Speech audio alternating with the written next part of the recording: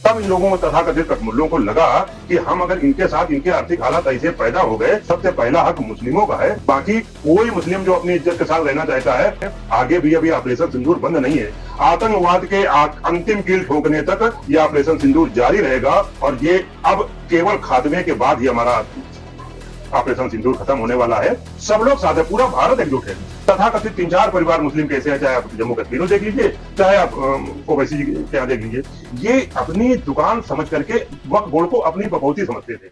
नमस्कार, आज हम उपस्थित हैं भाजपा कार्यालय में और वर्तमान में कुछ ऐसे मुद्दे हैं जिनके प्रश्नों का उत्तर जानने का प्रयास करेंगे अपने भाजपा के जिला अध्यक्ष जी से, अनिल दीक्षित जी से। आइए मिलते हैं अनिल दीक्षित जी से। सर, आपका बहुत बहुत स्वागत, बहुत बहुत अभिनंदन। सबसे पहले तो आपको अध्यक्ष चूंकि बने हुए तो कुछ समय हो गया है, लेकिन बहुत बहुत बधाई उसके लिए। एज ए अध्यक्ष आपकी क्या क्या प्राथमिकताएं हैं, और स्वाभाविक है कि अगर प्राथमिकताएं रखी हैं तो पद के लिए अगर देखें तो बहुत सारी चुनौतियां भी होती हैं, तो उसका कैसे आप निर्धारण करते हैं? हमारे यहाँ पद नहीं दिया जाता जी, दायित्व दिया जाता है जी, और दायित्व का निर्वहन करना पार्टी की रीत नीति से रचे बसे कार्यकर्ताओं को लेकर के आगे चलना, ये हमको अपने संगठन में बताया जाता है। हमने विगत 35 वर्षों से संगठन का काम करते करते यहाँ तक आए हैं और हमारा प्रयास, हमारी प्राथमिकता यह है कि कार्यकर्ताओं के प्रति कहीं भी किसी हद तक भी जाना पड़ेगा। कार्यकर्ताओं को की हितों की चिंता, और जो अच्छे कार्यकर्ता हैं वो उनका कहीं न कहीं किसी जगह अच्छी जगह समायोजन, ये हमारी सबसे अहम प्राथमिकता है। कार्यकर्ता के अलावा हमारा और कुछ नहीं, हमारी पूंजी अगर है तो कार्यकर्ता हमारी पूंजी है। उन्हीं को तराशते हुए दल के प्रदेश से, देश से जो भी हमारे कार्यक्रम आते हैं उनको 100% लागू करना, ये हम सब लोगों का दायित्व होता है। और समय समय पर लोकल इश्यूज भी जो होते हैं उनको भी हम कार्यकर्ताओं के साथ उठाने में कोई हिचक, क्योंकि सरकार से बहुत अच्छी अच्छी योजनाएं आती हैं, लेकिन कभी कभी अधिकारियों के प्रति आकर के योजनाओं में शिथिलता आने लगती है। हम सब लोगों ने प्रयास किया है कि जो भी योजनाएं ऊपर से आ रही हैं, केवल हमको कुछ नहीं करना, वो योजनाएं धरातल तक जाएं लोगों के पास। इसके लिए कार्यकर्ताओं को सजग रहने की जरूरत है कि जो योजना जिसके लिए है उसका कहीं ना कहीं उस व्यक्ति तक योजना जाए, उसमें कहीं कोई कटिंग, कोई ऐसी कोई चीज ना हो। ये हमारे कार्यकर्ताओं के द्वारा सुनिश्चित किया जाएगा, ऐसा हमारा प्रयास रहेगा। जी। अच्छा, पद के नाते या दायित्व के नाते चुनौतियां कौन सी महसूस कर रहे हैं आप? क्योंकि हमारे यहाँ सामूहिकता से काम होता है। अन्य दलों में एक पद दे दिया, दायित्व दे दिया कि तो उसके व्यक्तिगत सब कुछ होता है। हमारे यहाँ कोई अध्यक्ष बनने के लिए हमारे जैसे सैकड़ों कार्यकर्ता कानपुर में हैं। एक दायित्व हमको दे दिया गया कि 3 साल, 4 साल, 2 साल आपको काम करना है, तो जो ऐसा नहीं कि हम ही सबसे काबिल उसमें हो गए। हमारे साथ जो सैकड़ों कार्यकर्ता हमारे साथ काम कर रहे हैं वो भी हमारे ही इतने होशियार, हमारे ही इतने रचे बचे लोग हैं। इसलिए जब सामूहिकता से काम करते हुए और काम का विकेंद्रीकरण हम सब लोग कर लेते हैं तो काम करने में कभी कोई चुनौती नहीं आती। चुनौती तब आती जब सारे काम हम अपने सर में ले लें और हम ही सब कुछ करने लगेंगे, तो फिर तो न तो कार्यकर्ताओं को, हमारे पदाधिकारियों को काम करने का स्पेस मिलता है।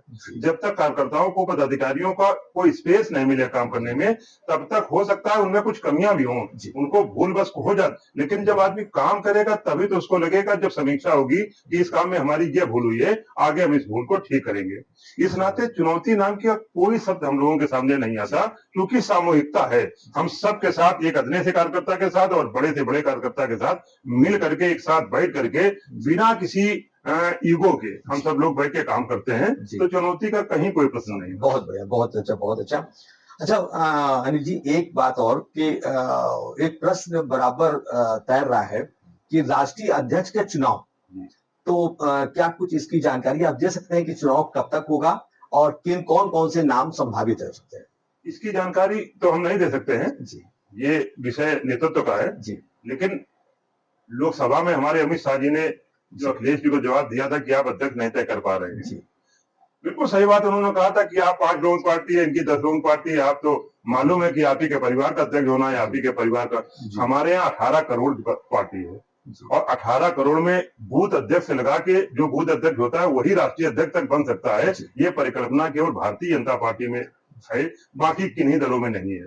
तो राष्ट्रीय अध्यक्ष कौन होगा, ये 18 करोड़ कार्यकर्ताओं से विचार विमर्श करके तब हमारा राष्ट्रीय नेतृत्व तय करेगा कि कब राष्ट्रीय अध्यक्ष और कौन राष्ट्रीय अध्यक्ष होने वाला है। ये दायित्व ही वहां मान के चलिए कि आज वो राष्ट्रीय अध्यक्ष माननीय नड्डा जी है। माननीय नड्डा जी ने अभूतपूर्व काम किए हैं। अभी चूंकि लगता है कि ये परिस्थितियां बनना था लेकिन ये परिस्थितियां कुछ बिगड़ गई हैं। उस माहौल के नाते अभी शायद इसकी 1-8 महीने परिचर्चा नहीं होगी। इसके बाद जो बनेगा, जो राष्ट्रीय नेतृत्व तय करेगा बनेगा, वो हमारा नेता होगा। बहुत बढ़िया, बहुत बढ़िया। अच्छा, एक प्रश्न और जो बहुत महत्वपूर्ण है, अभी जो वक्फ संशोधन एक्ट लागू हुआ है, इसको लेकर के अगर हम कहें तो जो अन्य दल है, विपक्ष है, ये बहुत लोगों को गुमराह करने का प्रयास कर रहा है।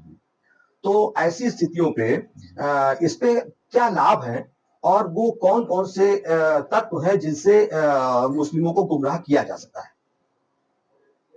जो तथाकथित पार्टियां हैं जी उनको लगता है कि वो मुस्लिमों को वोट बैंक समझते हैं। जी भारतीय जनता पार्टी और भारतीय जनता पार्टी की सरकार मुस्लिमों को वोट बैंक नहीं समझती है। उसको हम लोग 140 करोड़ जनता की बात करते हैं, हम 25 करोड़ हटा के बात कभी नहीं करते हैं। हमारा आशय केवल है कि जब सबका विश्वास, सबका प्रयास, सबके माध्यम से काम होगा तो हमारी जो भी योजनाएं हैं, अगर हम कहीं बांटने का काम कर रहे होते तो जो भी योजनाएं आ रही हैं उनमें सबसे ज्यादा फायदा अल्पसंख्यकों को हो रहा है। हमको अच्छा लगता है कि हमारी योजनाएं जितनी समाज में जाएंगी उतना ही हमारा वैभव बढ़ेगा। उस नाते जो तथाकथित दल है ना, उनको लगता है कि मोदी जी ने ऐसे ऐसे उन समाज के भलाई के लिए काम किए हैं कि अगर ये कोई समाज में क्लिक कर गया कोई काम, जैसे 3 तलाक थी, 3 तलाक से आप समझिए कि कल्पना कितनी विडंबना थी 3 तलाक के समय में, और किसी ने आज तक हिम्मत नहीं की। बड़े बड़े मुस्लिम देशों में कब का 3 तलाक खत्म हो गया है। उसके बाद यहाँ पर अगर लागू किया गया तो तथाकथित कठमुल्ले जो जिनकी कोई मुसलमानों में वॉइस नहीं है, वो अपनी दुकान व्यक्तिगत चलाना चाहते हैं, उस नाते इसका सब विरोध कर रहे हैं। और वक्फ बोर्ड में आपको मालूम है, समाज को मालूम है कि वक्फ बोर्ड आज जो नौकरी जिनमें करते थे, मुतवल्ली बने बैठे थे, आज वो मालिक बन के बैठ गए हैं। आज सैकड़ों लाखों करोड़ का, कम से कम अगर उनमें ईमानदारी से उसका हिसाब किया जाए, लाखों करोड़ रुपए की आय है। उस आय को क्यों नहीं दर्शाया जाता कि उसमें आप केवल 100 करोड़ 200 करोड़ की आय दर्शाते हो। अगर ये कम से कम इन जमीनों में जो तथाकथित लोग हैं, क्या मतलब है कि हमारे कांग्रेस के राष्ट्रीय अध्यक्ष कम से कम 2,500-3 हजार करोड़ रुपए की जमीन वक्फ बोर्ड की जमीन में कब्जा किए हुए बैठे हैं। तथाकथित 3-4 परिवार मुस्लिम कैसे हैं, चाहे आप जम्मू कश्मीर में देख लीजिए, चाहे आप ओवैसी के यहाँ देख लीजिए, ये अपनी दुकान समझ करके वक्फ बोर्ड को अपनी बकौती समझते थे। उस नाते मोदी जी ने ये कुछ नहीं कहा कि वक्फ बोर्ड को कोई हमारा हिंदुओं को उससे लाभ होने वाला है। हम लोगों ने कहा कि वक्फ बोर्ड में जो भी अनियमितताएं हैं उनको दूर करते हुए, जो जबरदस्ती काबिज किए हुए हैं उनको खाली करा के, मुक्त करा के, वहीं गरीब दीनहीन जो मुस्लिम समाज के लोग हैं उनको रहने का, उनको चिकित्सालय का, ये तमाम सुविधाएं देने का काम हम करेंगे। उसमें हिंदुओं का कोई लेना देना न, वो वक्फ बोर्ड विधान की जमीन उनकी है, लेकिन उसको सुचारू रूप से कैसे संचालित किया जाए, इस नाते वक्फ बोर्ड में संशोधन किया गया है। उन संशोधन में देखिएगा आने वाले समय में यह संशोधन कितना दबे कुचले मुस्लिमों को फायदा करने वाला है। वही डर केवल लोगों को है कि इनकी दुकान बंद होने वाली है, राजनीतिक दुकान, जो उनको लगता है 20% वोटर हमारा है तो कांग्रेस अपनी तरफ खींच रही है, सपा अपनी तरफ खींच रही है, बसपा अपनी तरफ खींच रही है। हमको किसी को नहीं खींचना। समाज में एक भाव से सरकार हमारी काम कर रही है, उसमें जिस समाज का काम है उस समाज को भलाई होगी, इसमें हमको खुशी होती है। जी जी जी, बहुत बढ़िया। इसी पर एक प्रश्न और है कि मुस्लिम तुष्टीकरण का, जैसे कि लोग कहते हैं मुस्लिम तुष्टीकरण का आरोप लगाते हैं, मुस्लिम तुष्टीकरण का आरोप लगाते हैं, बहुत सारी विपक्ष पार्टियां कहती हैं, तो भाजपा का इस पे क्या स्टैंड है? तुष्टीकरण इसमें भी उनकी कहीं ना कहीं मंशा गलत है। हम जब 140 करोड़ की बात करते हैं तो उसमें तुष्टीकरण कहां से आ गया? तुष्टीकरण तो तब था जब कांग्रेस के प्रधानमंत्री मनमोहन सिंह ने कहा था कि हिंदुस्तान के संसाधनों में सबसे पहला हक मुस्लिमों का है, इसको तुष्टीकरण कहते हैं। हमारे समाज में सब समाज को एक साथ लेकर के जब चलने की हम बात करते हैं, भारत माता को परम वैभव में ले जाने की बात करते हैं, तो भारत माता में जो लोग रह रहे हैं उन सब की बात करते हैं। हम 25 करोड़ हटा के कभी बात नहीं करते हैं। और समता मूलक समाज की स्थापना करना पंडित दीनदयाल उपाध्याय जी का मानव एकात्म मानववाद था। हम उस रीति नीति के चलने वाले लोग हैं। इसमें हम तुष्टीकरण और संतुष्टीकरण इन दोनों चीजों में कहीं हम प्रलोभन में किसी को नहीं देना चाहते हैं। हम जो कार्यक्रम कर रहे हैं, जो योजनाएं दे रहे हैं, अच्छी योजनाएं, उनमें आज नहीं आप मान रहे, आज आपको कान लोग भर रहे हैं तथाकथित नेता, कल भर रहे हैं। एक दिन तो आएगा जब उनको लगेगा कि हमको उनके वोट का लालच नहीं है। इसके बाद भी बराबर तरीके से जो भी योजनाएं हैं, बराबर उनको सम्मान मिल रहा है, बराबर उनको लाभ मिल रहा है। आज नहीं सोच रहे हैं, कल नहीं सोच रहे हैं। हमको वोट का कतई लालच नहीं है, लेकिन हमको अगर दायित्व मिला है सरकार में काम करने का, तो दायित्व बोध को हम अपने अंदर रखते हुए सब समाज को लेकर के काम करेंगे। तुष्टीकरण किसी का नहीं करेंगे, सारे समाज को एक साथ लेके हम आगे बढ़ने का काम करेंगे। बहुत बढ़िया, बहुत बढ़िया। अच्छा, इसी पे एक प्रश्न और, क्योंकि इस समय ऑपरेशन सिंदूर चल रहा है। पहलगाम जैसी शर्मनाक घटना जो शर्मसार करने वाली है, आतंकवादियों ने जहां पर हमारे 28 निर्दोष हिंदुओं का कत्ल किया है। हालांकि मुंह तोड़ जवाब भारत ने दिया है, और इस पर आपका क्या कहना है? जो कायरनामा हरकत हुई है, उसके पीछे आतंकवादियों को आकाओं का, जिनकी पिछले 3-4 सालों से आतंक का खात्मा करने के लिए हमारे माननीय गृह मंत्री जी पूरी तरीके से अपनी नजर गड़ाए हुए हैं। लगभग कश्मीर में आतंक का खात्मा हो रहा था। कश्मीर में सैलानियों को आना जाना शुरू हो गया था। आज वहां करोड़ों सैलानी जब गए हैं तो वहां के कश्मीरियों की, लोकल लोगों की आर्थिक हालात में सुधार हुआ था। ये सब हो रहा था। तब इन लोगों तथाकथित कठमुल्लों को लगा कि हम अगर इनके साथ, इनके आर्थिक हालात ऐसे पैदा हो गए, वो चाहते हैं कि मुस्लिम तो दबा कुचला आर्थिक विहीन है, वो ऐसा ही बना रहे। जब ऐसा बना रहेगा तब हमको अगर जरूरत पड़ेगी गुम्मे उनके हाथ में देने के लिए, तब हम 500-500 रुपया देकर के इनसे गुम्मा चलवाएंगे। लेकिन जब आर्थिक प्रबंधन सबका मजबूत हो जाएगा, कोई माँ और कोई बाप नहीं चाहता कि हमारा बेटा गलत कामों में जाए। हर माँ बाप ये चाहता है कि हमारा बेटा सुकून से, इज्जत के साथ जीवन जिए।